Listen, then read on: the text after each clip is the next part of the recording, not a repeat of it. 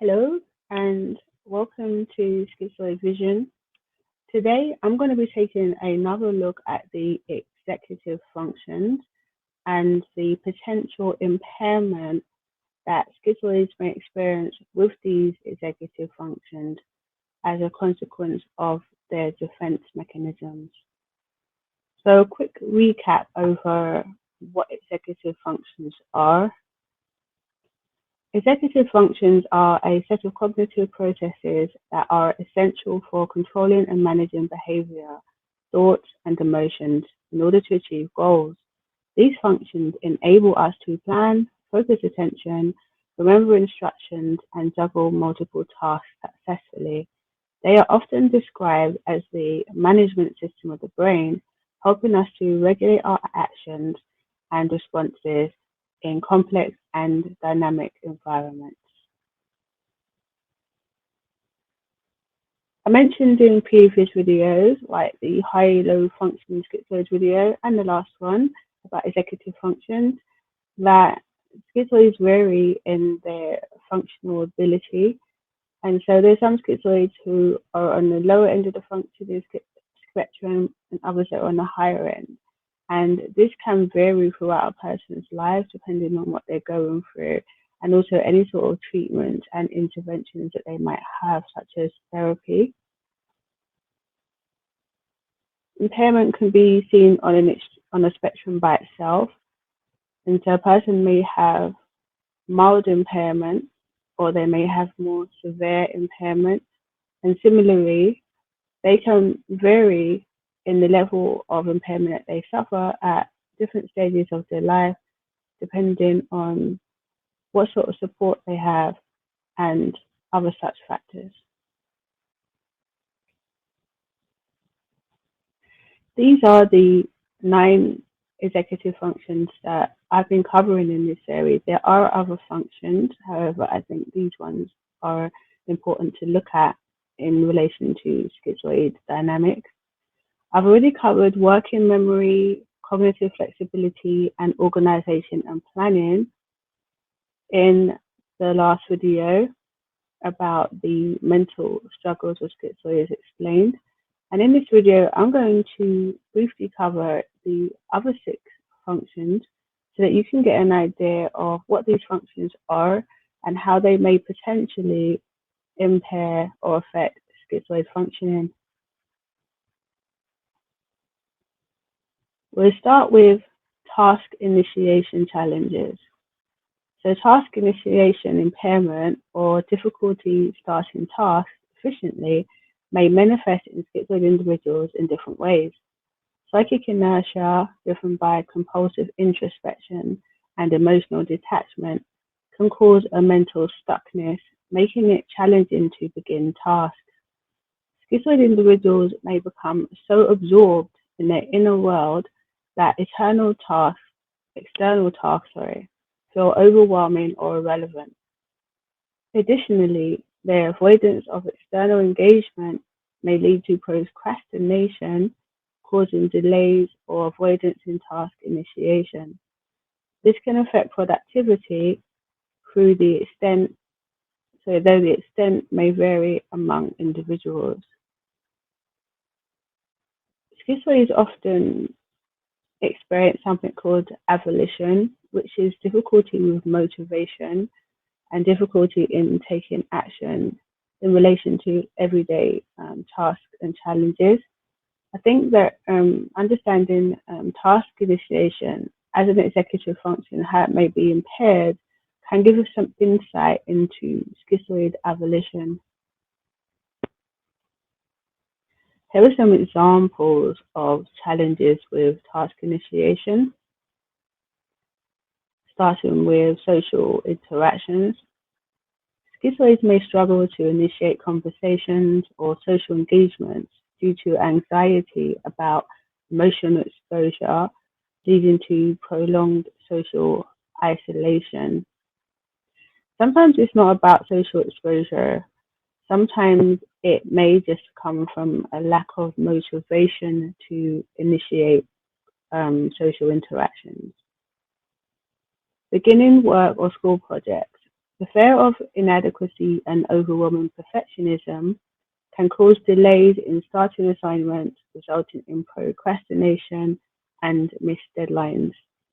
So this is about an anxiety maybe related to getting things right and having to do things properly. So that can also contribute towards difficulty with task initiation.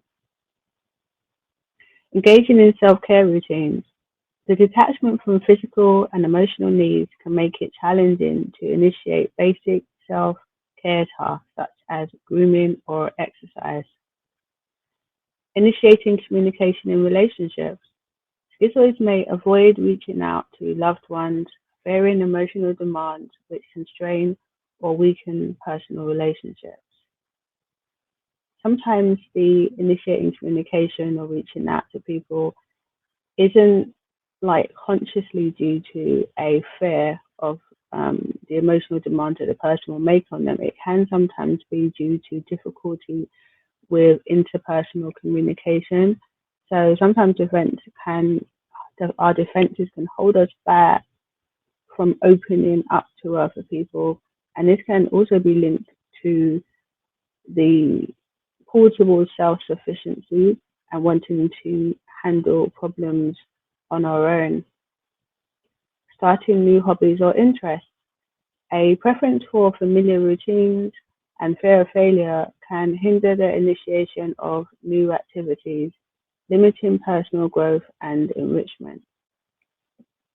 The fear of failure, again, it's not necessarily something that is conscious. It can be due to more of a pessimism about the activities themselves, and then because of not having the motivation, a strong motivation to engage in these sort of activities, then sometimes there isn't so much of the ability to apply oneself to it. So there's more likely a chance that failure to like adequately learn or follow through with these hobbies or interests is going to take place.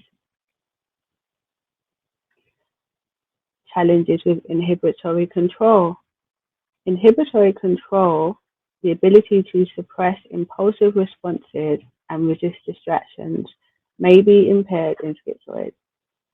Overpassivity can arise as their internal defenses against emotional expression and impulse release are so strong that they become immobilized or passive, preventing timely or appropriate responses to external stimuli. Additionally, compulsive self-control may further limit their ability to act spontaneously or adaptively in real-world situations. Their compulsive introspection can make it difficult to suppress internal distractions, hindering their ability to focus on external tasks. With some psychological conditions, the inhibitory control works the other way. So what that would mean is they find it like difficult to hold back their responses, and they might be overly expressive and overly reactive. In schizoids, it is an underreactivity with the inhibitory control that causes the problems.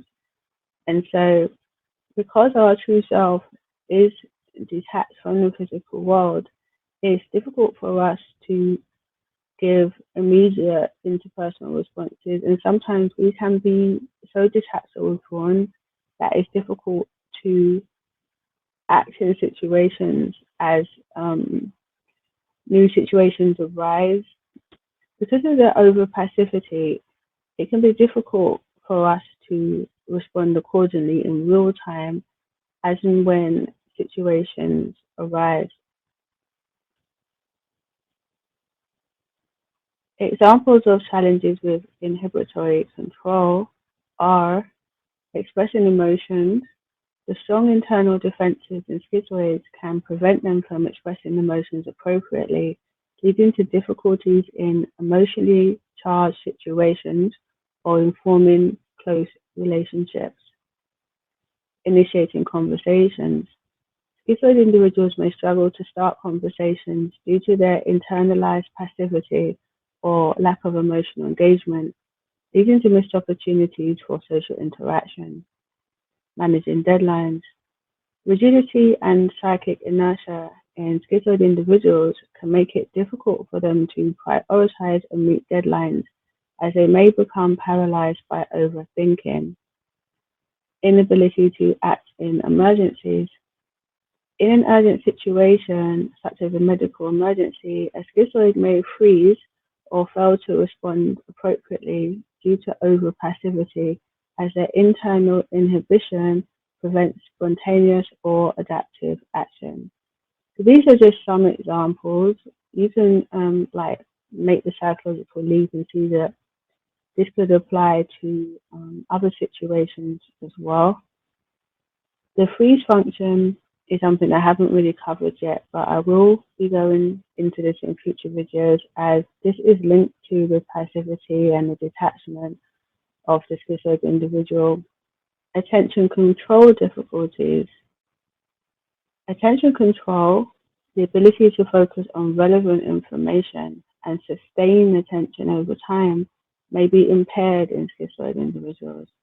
They can struggle to maintain focus on external tasks due to a tendency to withdraw into their inner world of thoughts, fantasies, and episodes of dissociation, which further disconnects them from their surroundings.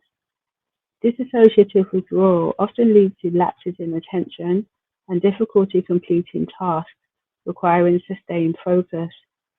Schizoids may also be prone to distraction, as their intense internal conflict and compulsive introspection may pull their attention away from the external environment, impairing their ability to concentrate on tasks that demand continuous engagement with reality.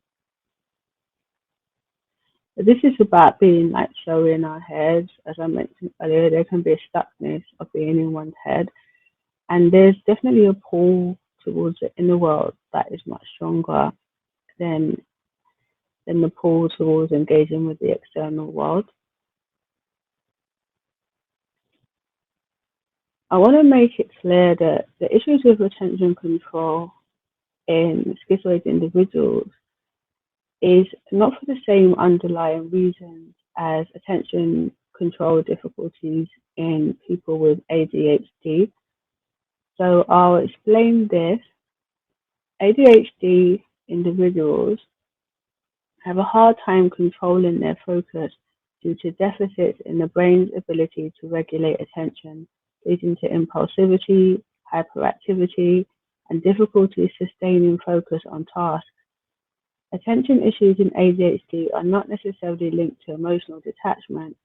The shifting of attention is typically more erratic and less under the individual's control. In people with schizodynamics, attention difficulties in schizoids stem largely from their tendency to withdraw into their internal world as a defense mechanism. This withdrawal is often driven by emotional detachment, dissociation, a focus on fantasy, or compulsive introspection, rather than an inherent inability to focus. Distractions with schizoids typically arise from internal sources. Their attention shifts inwards, away from the external task, as a means of self-protection. This goes along with what I was just explaining. We can see that on the surface, ADHD and schizoid attention control issues could look like the same thing, because the outcome and consequences could be the same due to lack of ability to maintain sustained attention. However, when we look at the inner dynamics of the schizoid, we can see that the reasons for the attention control issues are quite different from the reasons for the ADHD attention control issues.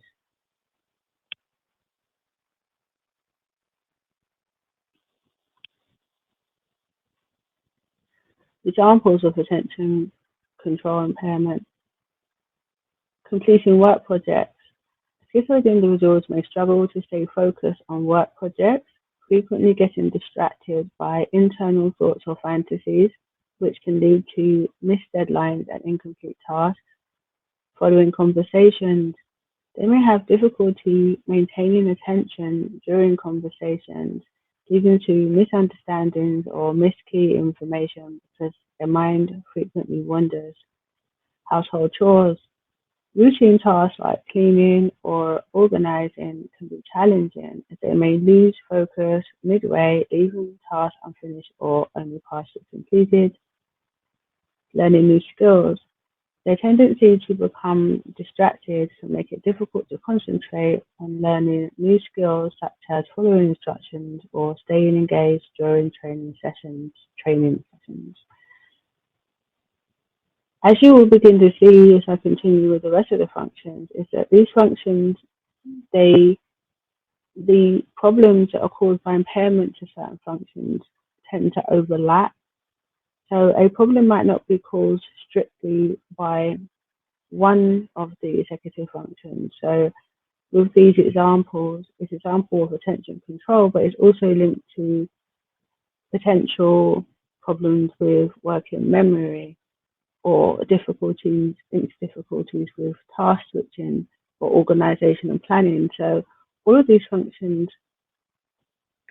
they have an influence on each other, so they don't work in isolation. And this is why we see this overlap of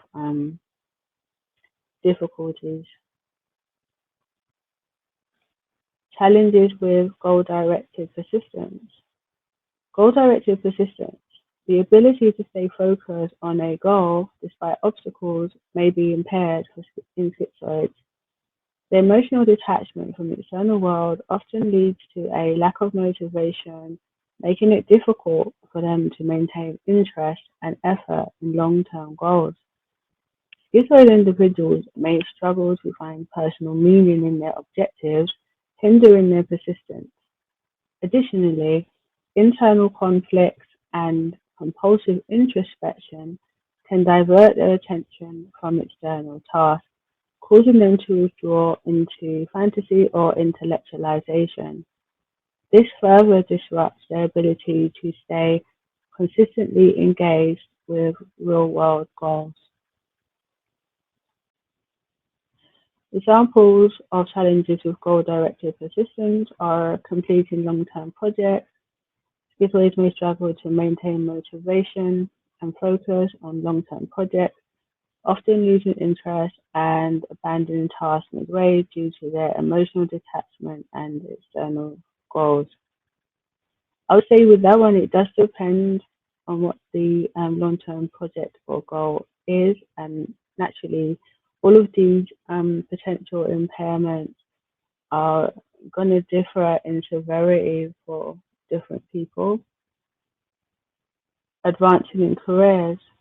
The lack of personal connection to work goals can lead to stagnation in careers, as schizoids may find it difficult to persist through challenges or pursue promotions and career advancement.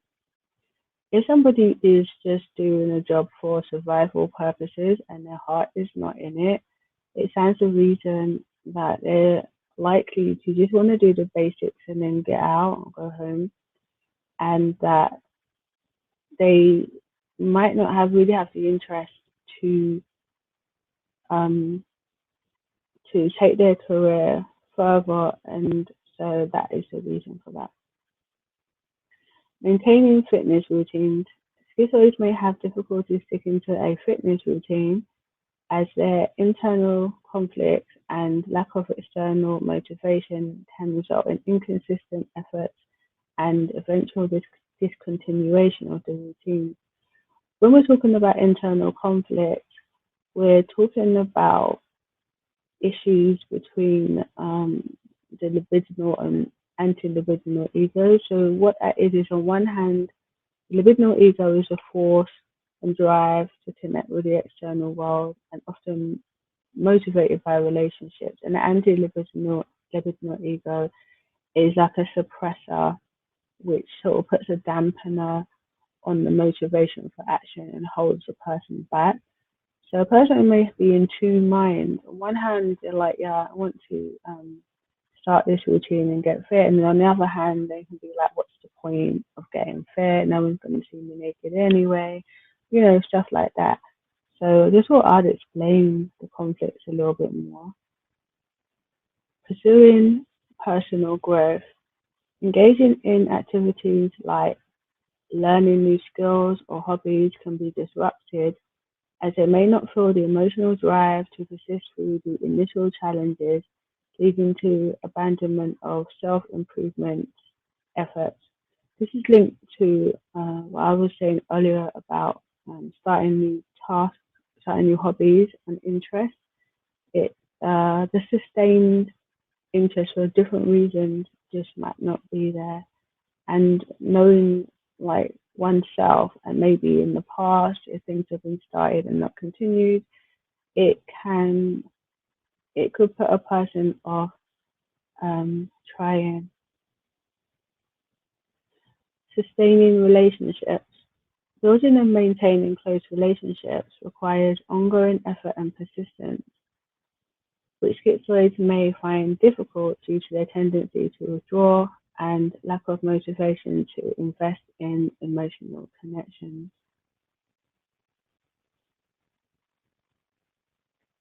Emotional control challenges. Emotional control, the ability to manage and regulate emotions, particularly in challenging situations, can be impaired in schizoids.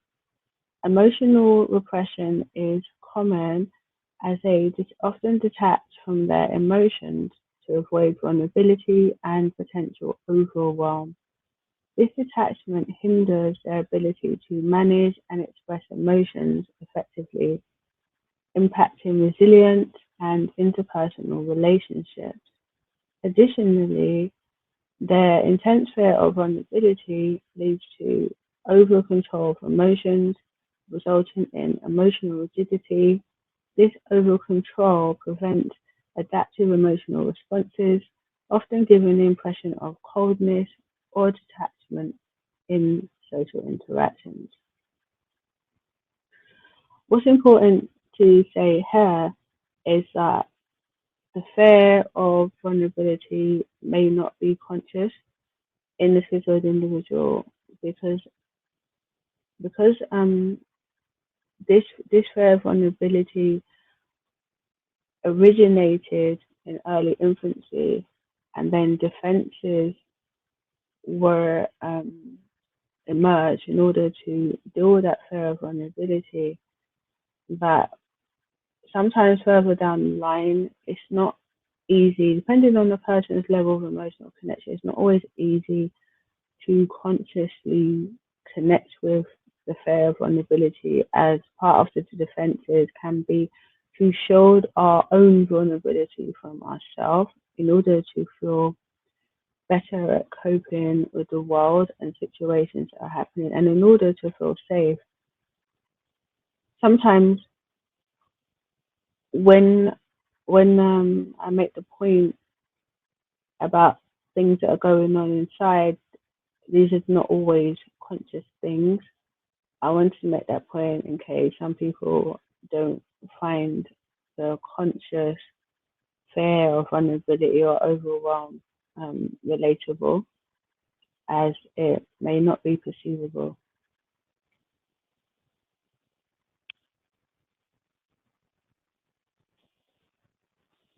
Again, I want to make the point before I give these examples about challenges with emotional control is that in other psychological conditions, a lot of the time, the emotional control difficulties come with outbursts and difficulty holding emotions in and letting them out inappropriately or under stressful conditions, resulting in negative repercussions. Whereas with the schizoid, it's the opposite. It's like a difficulty in releasing, letting emotions out into the world. We know that many schizoids, they experience alexithymia, which means they have difficulty in reading their own emotions, and a limited range of emotional expression. Managing relationships. Schizoids may struggle to manage and express emotions, leading to strained or superficial relationships due to their difficulty in connecting with others on an emotional level. Handling conflict. Emotional control difficulties can make it challenging for schizoids to navigate conflict, often leading them to withdraw or avoid confrontation rather than addressing issues directly. Participating in teamwork. In group settings, their inability to regulate emotions may cause them to disengage or appear indifferent, hindering effective collaboration and communication with team members. Schizoids may find it difficult to express empathy, which can disrupt their ability to support others emotionally, leading to misunderstandings or a perception of coldness. Under stress, their emotional rigidity can prevent them from adapting flexibly, resulting in increased anxiety and difficulty coping with unexpected changes sometimes. Important point to make here as well is that emotional expression is like a major form of social currency, and within a restricted emotional range of expression, or sometimes the inability to express emotions at times where other people expect you to express emotions, can lead to like social disharmony or difficulties. Many schizoids, well, some schizoids, I don't know how many, do have the potential to mask, and so they can present as if they are feeling emotions that may not necessarily be there, or maybe they're muted but not strong. But even still, I think that without the full range of emotional functioning, there is potential for difficulties in navigating one's way through society.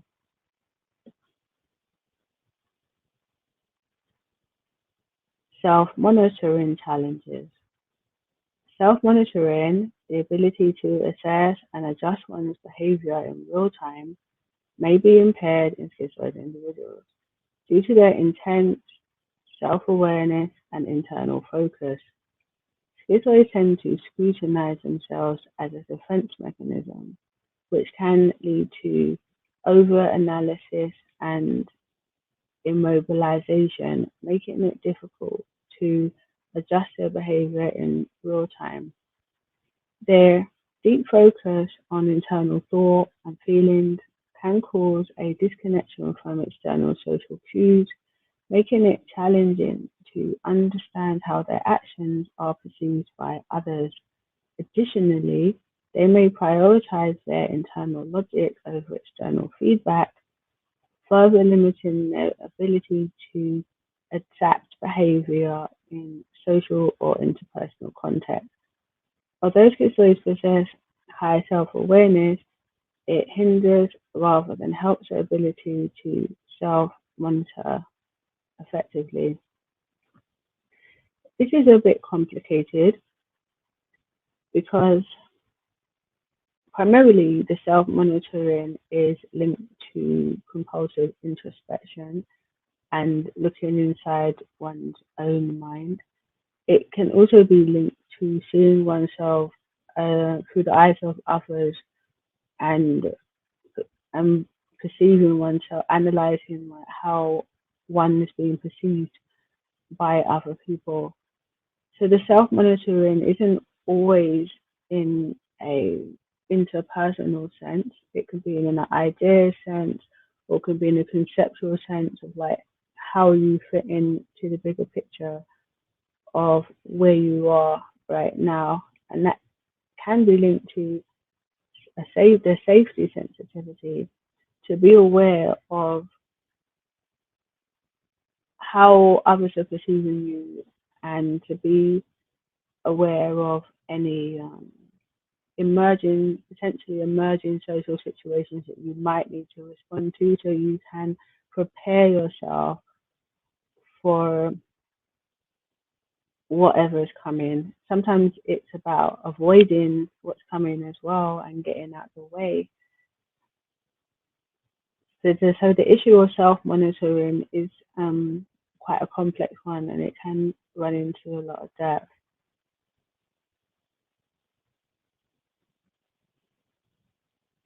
Examples of challenges with self-monitoring: maintaining social interactions. Schizoids may struggle to monitor and adjust their behavior in social settings, leading to awkward or inappropriate responses that hinder effective communication. Adapting to new social environments. Schizoids may experience difficulty adjusting to new social environments or situations, as they may not recognize when their unusual behaviors are not appropriate or effective in a new context.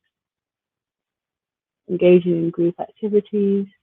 Their inability to self-monitor during group activities can lead to difficulties in coordination with others, as they might not notice how their actions affect group dynamics or outcomes. Expressing emotions appropriately. Schizoids may struggle with recognizing and adjusting their emotional expressions to match their social expectations, often appearing emotionally detached or indifferent in situations where a response is expected.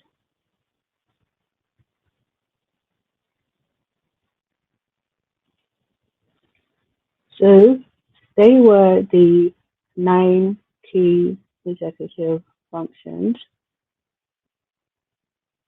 As I said, these functions don't work in isolation, and you can have impairment in one area and not so much in another area. Working memory seems to be the key executive function that links to all of the other functions.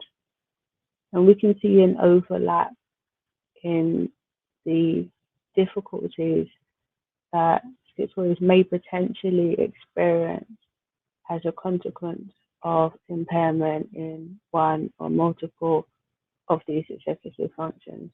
I thought that it was important to make this video because the emotional dissociation and detachment, and you could include depersonalization in this as well, that schizoids experience, they have an impact on how we relate to and interact with the external world. And this is something that can, if we understand the areas in which we may have impairments or difficulties or challenges, this is something that could help us to find methods or support that could help us in improving our functioning in those areas.